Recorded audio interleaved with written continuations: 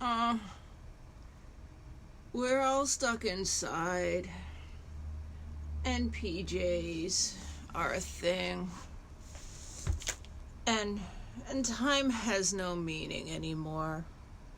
But wait a minute, there is something going on. The Association of Holistic Pet Professionals is having a trade show? What? A trade show? Well, I am always ready for a trade show. Let's go. Hi, guys. It is Chris Bear Anthony here with Evolution Shears, and apparently I am always ready for a trade show, and I have missed them and you guys. So, let us caffeine up. How are you doing? We're going to talk today a little bit on how to fit shears to your hand, on why Evolution Shears does things the way they do, and how to use your swivel shears. So I have a whole bunch of shears here. The sad thing is, these are all mine. They're just, when you've been grooming for a really long time, you get collections. And most of them are Evolution shears. So let us get a pair of standard shears to compare.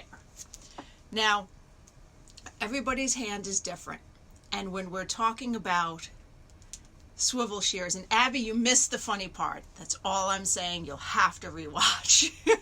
Megan will tell you that I was musing. All right, so I have an assortment of shears here. Everyone has a different size hand. Why is my thumb dirty? I wasn't doing anything. It was changing things on shears. Everyone has a different size hand, and when you have a standard shear, it's forcing your thumb to go back this way. My thumb just wants to lay here in its natural position. When you stand up and you just relax and you have your hand down at your side, your thumb just hangs like this. It may hang a little bit in. It usually doesn't go like this. It usually hangs somewhere like that. But everyone's hand is different.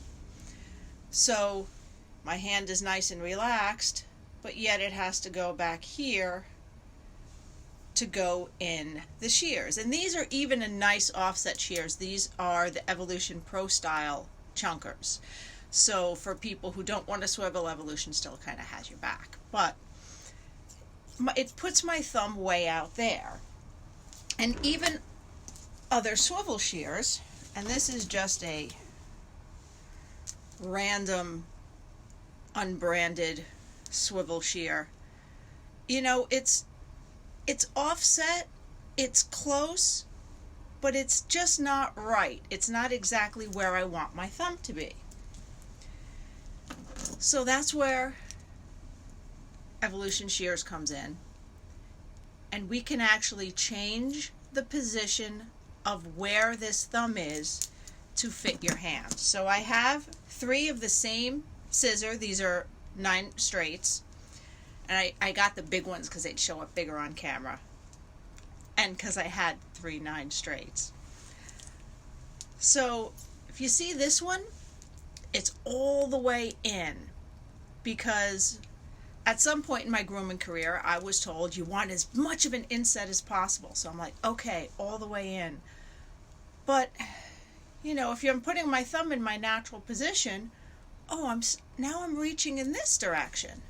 Now, for some people, this fits because they have bigger hands than me, or their thumbs are a little longer, or for whatever reason, their hands are different. So this will fit. So this is it's good, but I'm still reaching a little bit. It's not quite right. So I have this one where the thumb is in the middle position. This one's much better. So I hang my hand. Oh, close. But let's see.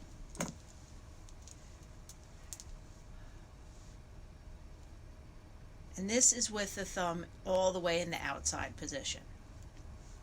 So when you try on a pair of shears, when you're looking to fit a pair of shears to your hand, any shears, you're looking for something that, too much glare off the shears. You're looking for something that just feels like you are shaking hands with the shear. So with this, my thumb is right, look at that, it's right hanging in its natural position. If I hang the thumb off the scissor, that's just right where it wants to go. If I go any further, it's reaching. If I go any back, it's way back towards this finger. So now you see how open, trying to get it without glare. See how open this part is? My hand isn't, that's even more glare. But my hand isn't squishing this area. And with these shears, this is more compressed.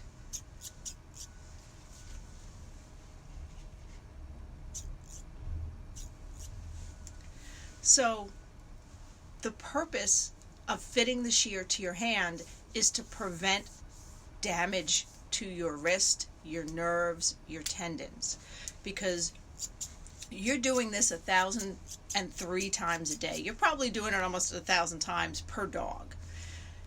And you're crushing this area. This is where your carpal tunnel is.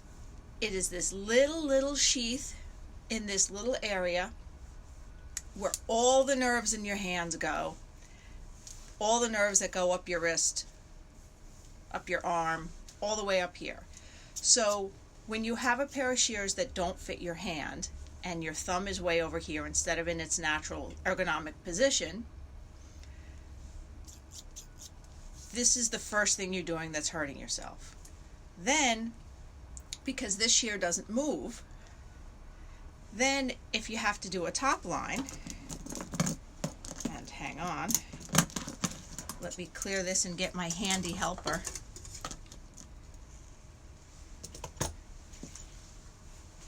Come here, the dog is running away.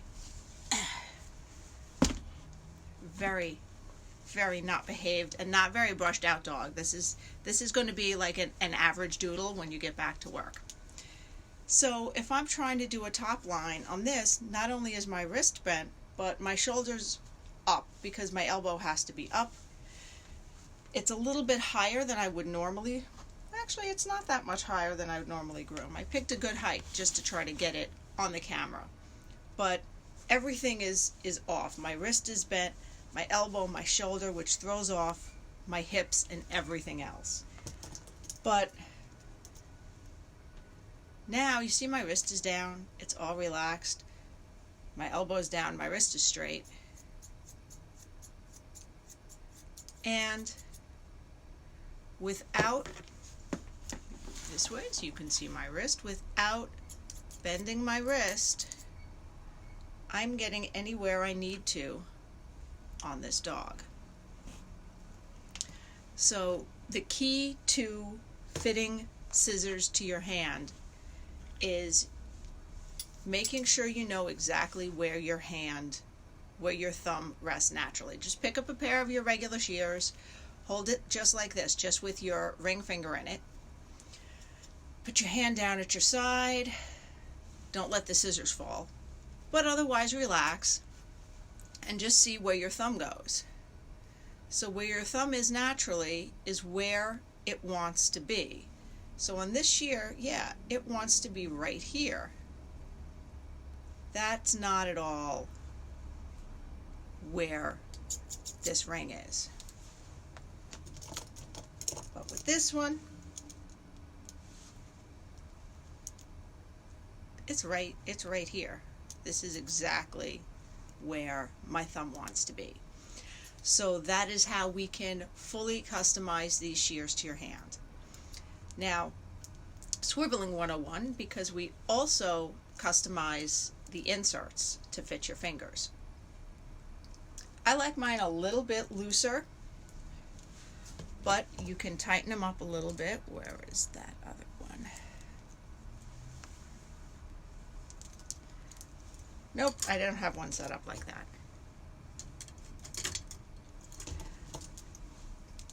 But the reason I like mine a little bit looser is when you're swiveling, you need to hold it far back on your finger, and you need to get your thumb all the way in there. I know, this is opposite land because we've been taught to just hold our shears with the tips of our fingers. Now,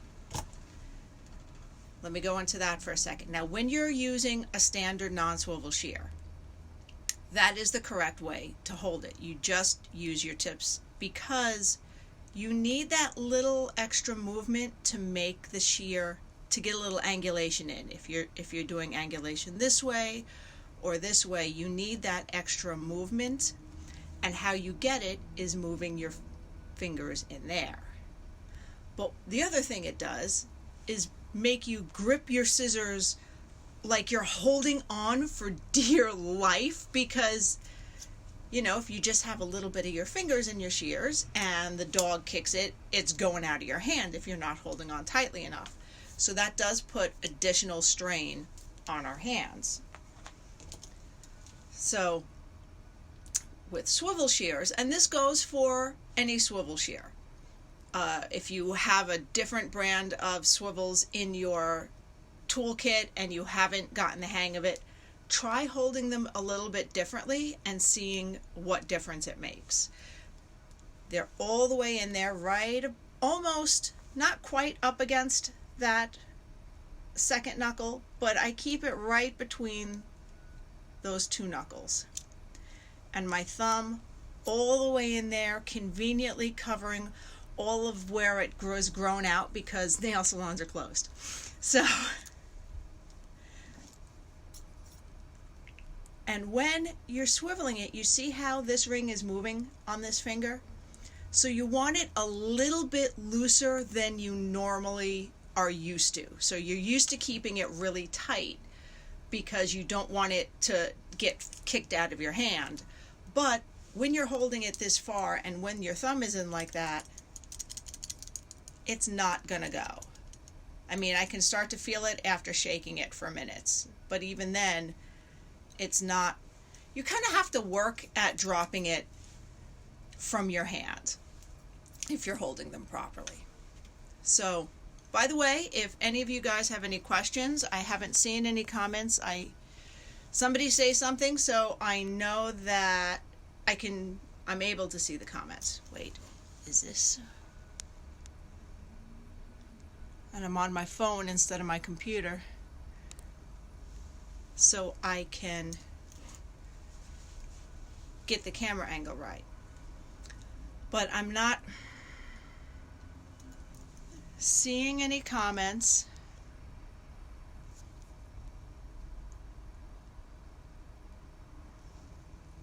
No? Okay.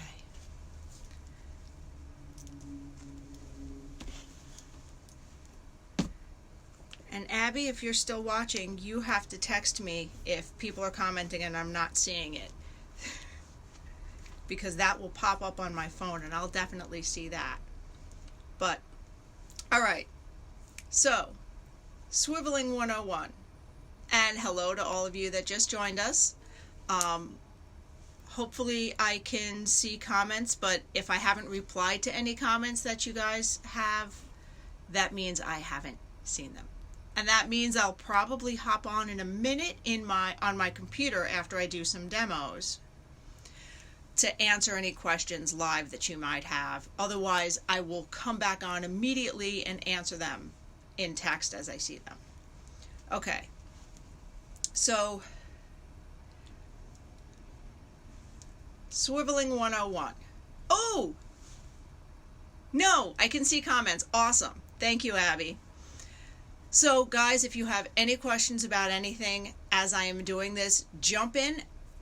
Go ahead and comment. I will answer. I don't mind. I'm used to doing this at trade shows with like a whole bunch of stuff going on and a ton of interruptions and questions, so totally okay.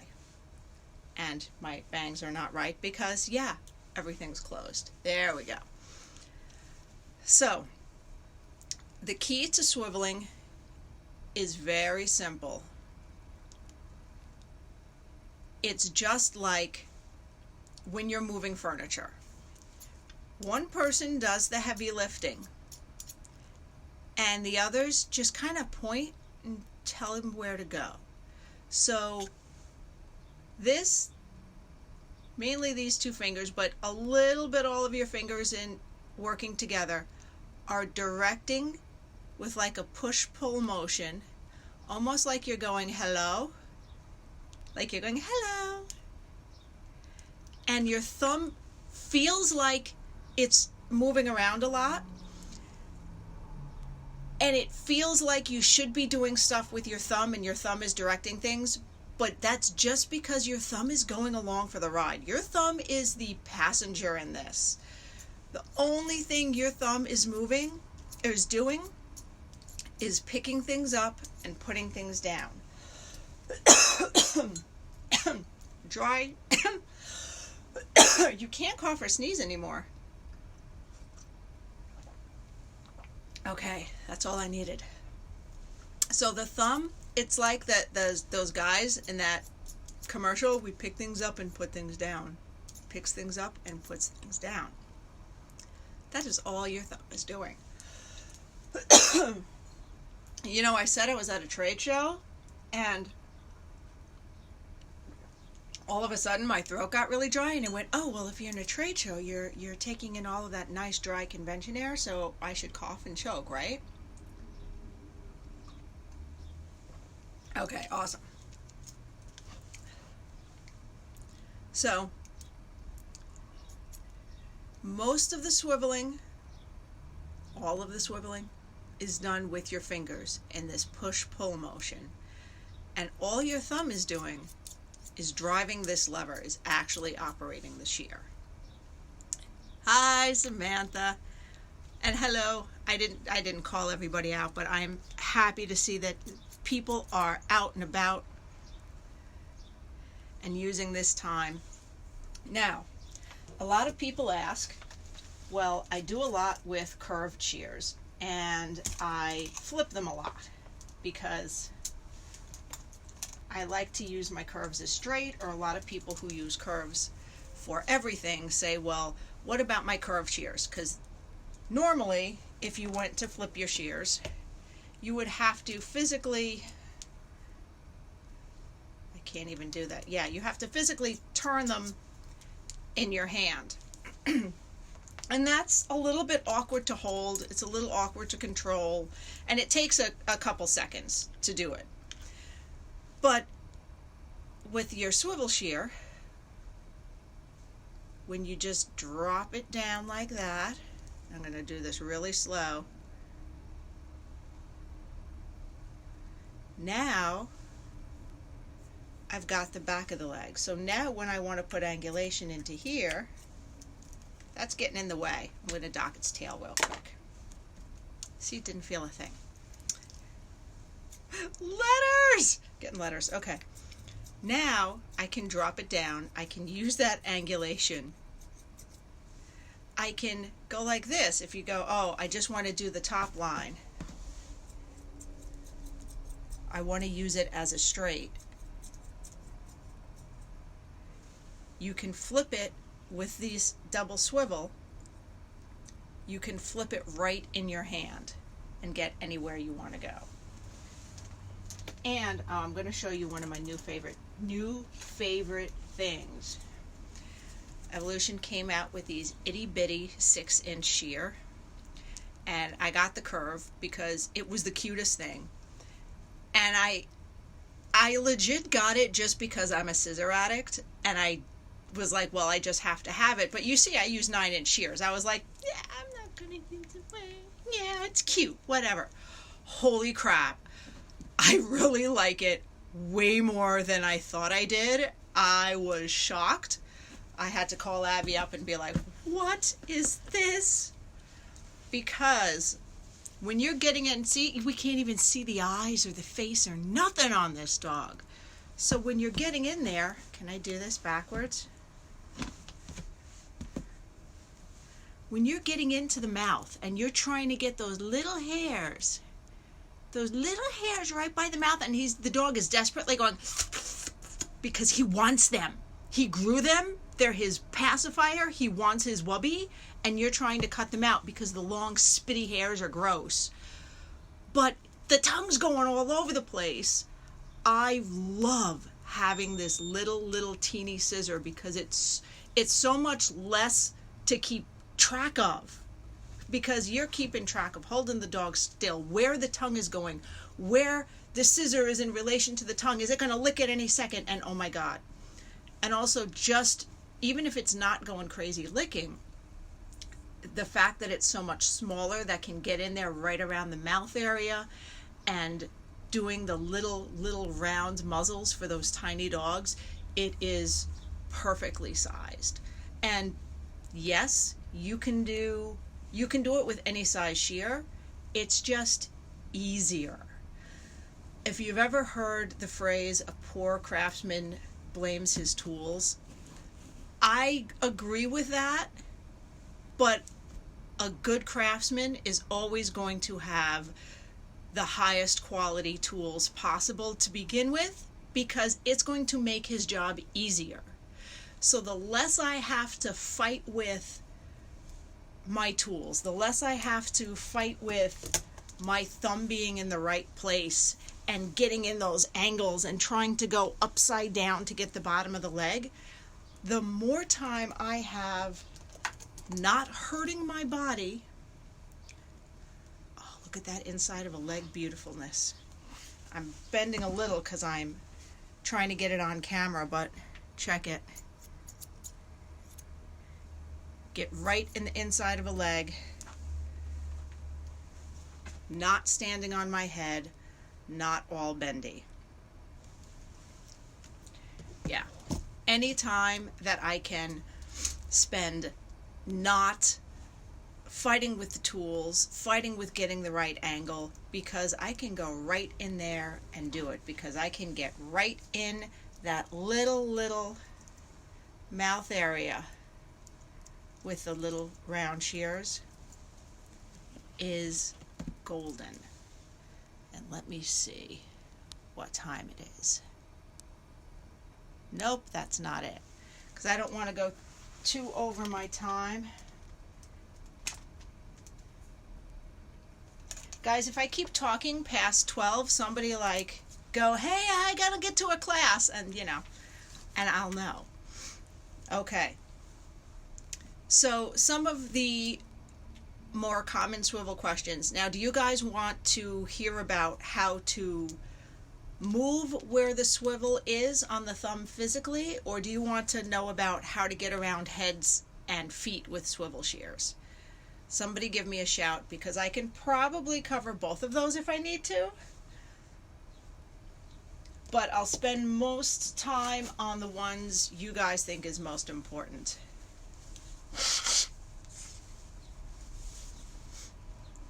Amy was out watching how to do things, or how to change, like how to change where the thumb is. And hi, Amy. All right, so I'm going to start with just the demos on how to do things. So I'm coming from behind the head because that's how the camera angle is set up. And this dog has been neglected because its owners have been stuck inside without even a hairbrush. I know we tried to tell them what kind of brush to get, but so there we go. So normally, and this is just the non-swivel I have here, so I'm going to use this one. Actually, I have a non-swivel curve. Okay. In my collection, back from before, when evolution shears was even a thing. So normally when we're going around a head, you see how my wrist is bent and I have to move my whole body. Move, there we go, we got the head in. So normally I have to move my whole body, and I have to really get in there You can see how even if I go off camera, you're going to see how my wrist and arm is at all kinds of wacky angles. But when I have my swivel shear, my wrist is straight, and I just very, very slowly, I move this way and this way, but with hardly any movement of the rest of my body. It's just in my fingers, little bit my arm when I go to the other side, but it's not that big reach. Now what everybody asks about is the eyes. And bear with me a second. I'm going to come up from behind my desk. Try not to knock over. Hello. Try not to knock over the stand my phone is on, and show you from this side. Let me see. All right. Now, doing the eyes, we can come in like this. We can come underneath. Now normally I would be standing more to my left, but I have a filing cabinet there, so I can't move. Ooh, that was a lovely shot of my nose that none of y'all needed. But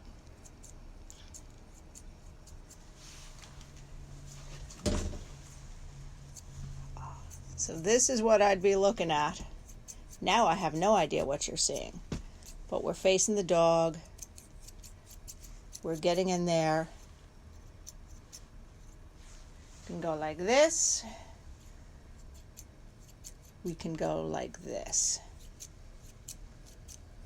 And if my hand is at an odd angle right there, it's because my phone is propped up on a lamp and I ran into what was holding my phone. So there we go. I put my arm in a better place. But you see how I can get in there and I don't need to contort myself. All right, let me get back in front of the camera so I can see if there were any questions, as I try not to knock over 50 things.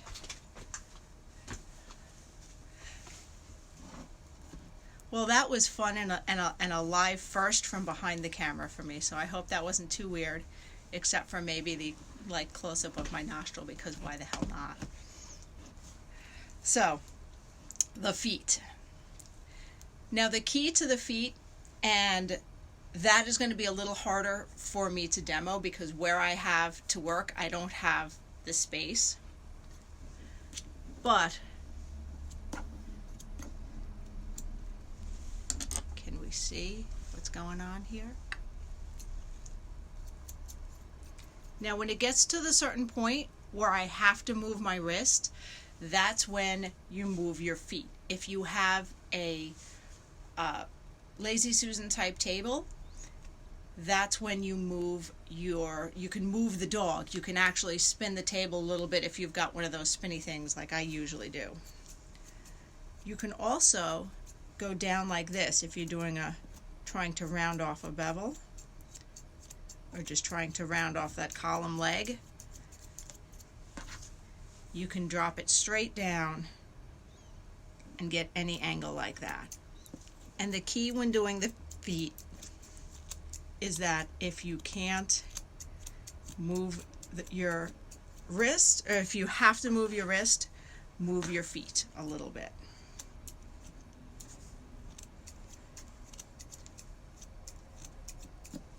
All right, guys, do we have any questions about anything swivel related, non-swivel related? How was your day?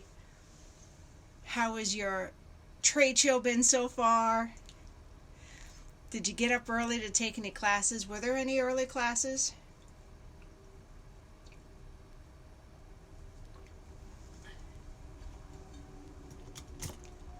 I am just very, very excited that there is a trade show. So once again, the head, we can get in, get any angle. Oh, you can't really see what my arm is doing there. I'll come at it from this direction.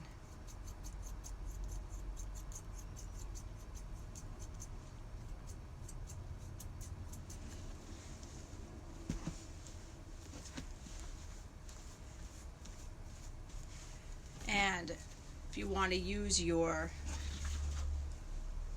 curved shear as a straight shear and you need to flip it over, you just flip it over.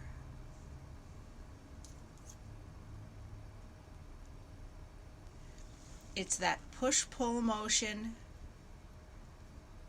with your index finger that controls everything.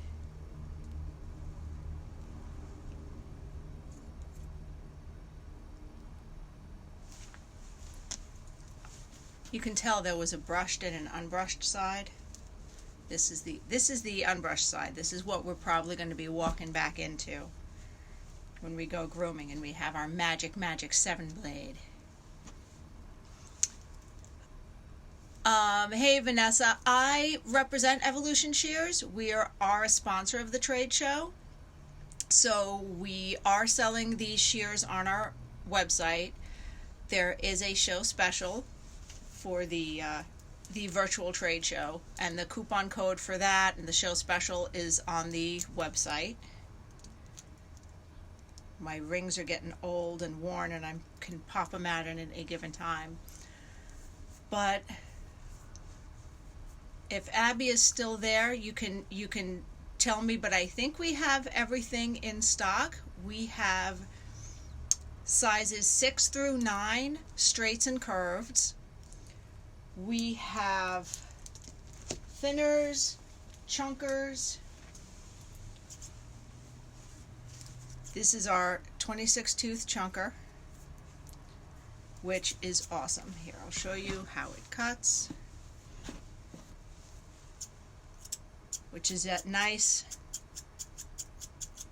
kind of aggressive cut, somewhere between a straight and a thinner. And we have our 7-inch, everything but the 14 tooth chunker. Okay, cool, that's what I thought. So we have everything except the thing that I don't have to show you in stock. So everything I'm going to show you, we have in stock. This one is my absolute favorite. I use this on almost every dog now. This is our 7-inch 26 tooth chunker. And if you saw how aggressive that the 8-inch 26 tooth was, this one is a little bit more smooth. This one's not quite as aggressive. And I want to show you these. And I am going to talk a minute about the difference in how thinners cut. We have our little 40 tooth thinner. We also have a 54 tooth thinner that is longer than this, but the difference is in how they cut.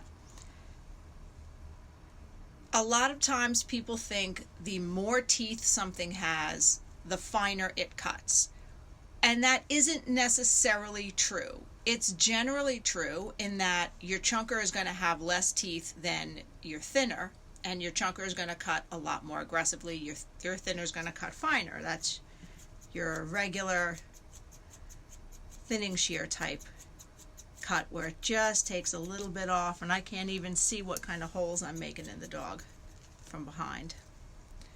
But these two chunkers have the exact same amount of teeth.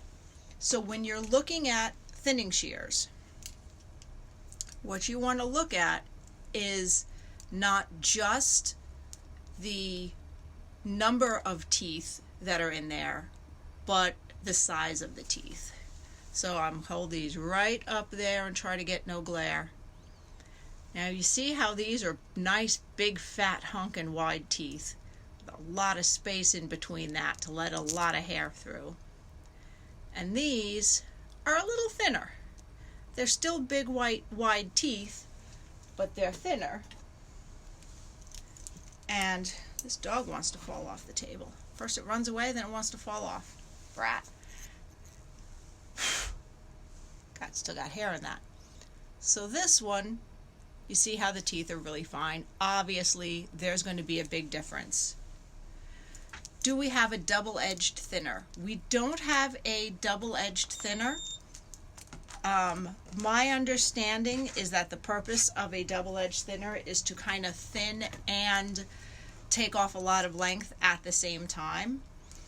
What I recommend for that is this 7-inch 24 tooth chunker. If that's what you meant by a double-edged thinner, or did you mean teeth on both sides? Because I have seen crazy things that have like 2 blades. Are you talking double-edged, like thinning teeth and thinning teeth?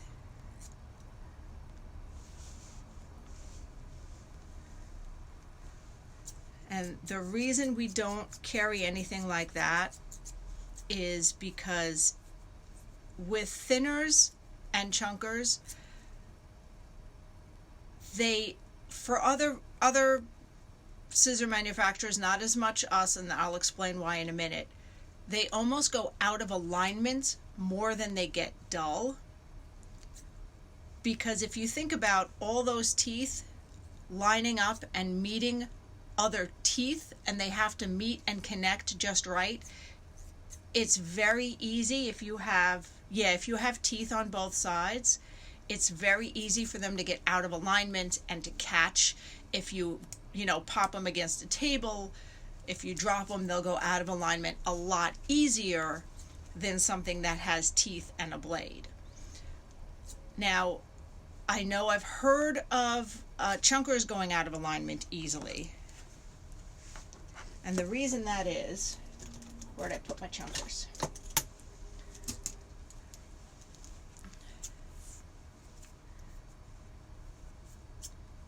The reason that is, they use them in the UK a lot.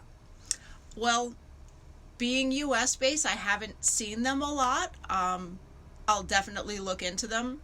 I'm gonna try to keep an open mind, but I am also initially going to say I stick with it sounds like they would catch a lot. Like, it sounds like it would be super difficult to keep both of those sides in alignment. But tomorrow's live stream with Evolution won't be here. It will be, Mary will put it up. It will be a recorded Zoom video, because I am going to be asking Mo, our sharpener with Evolution, all types of scissor questions and sharpening questions, and questions not just about Evolution shears, but how to maintain our shears. So that's tomorrow at 11:30. That's gonna be a recorded video. So if you have any sharpening questions or maintenance questions or things like that, I will ask him about the teeth on both sides, since he's the sharpener part. Well, he's the owner and sharpener part of Evolution Shear. So he will have all of those answers for us. So yeah, if you have any questions, ask them. You can drop them in this live video, and I'll get them. Hopefully later today we'll record it. I'm not sure when we're recording the video, but if you get them here fairly soon, I'll be able to ask him all of those fun questions. But the reason chunkers go out of alignment a lot is, if you look at how that's designed, that's a lot of empty space with some really wide teeth there. So all of that weight is hanging off the spine of this scissor. But then we removed all that metal in between, so we removed a lot of its support. So it's just kind of hanging there. And if you don't have a nice thick spine to support that, then you're going to, just the weight of that and regular use is going to knock them out of alignment fairly easily. I have to say, I have been using Evolution shears since they've come out. I've been using their chunkers since they came out with chunkers, and the only time I have had a pair go out of alignment is when I was grooming and I went and I turned like that and I slammed it against the grooming arm. Like I wasn't paying attention to where the tip of my shears were, and it thwacked against the grooming arm on my table like hard. I cried inside. I do house calls, so I was in a client's home. It was like 7 at night. Doing doodles. So now I had my chunkers not aligned, doing doodles because I whammed them. Mo fixed them. It's a good story. In tomorrow's video, we're going to show you some really, really messed up shears that got covered under our warranty, and we're going to talk a little bit about our warranty tomorrow because I think it is one of the best in the industry, probably the best warranty in the industry today. All right, so the spine is important for keeping both your thinners and your chunkers aligned.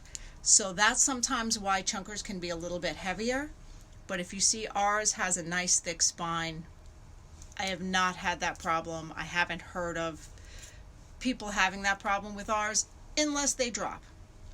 Things happen when you drop your shears. Oh, I know.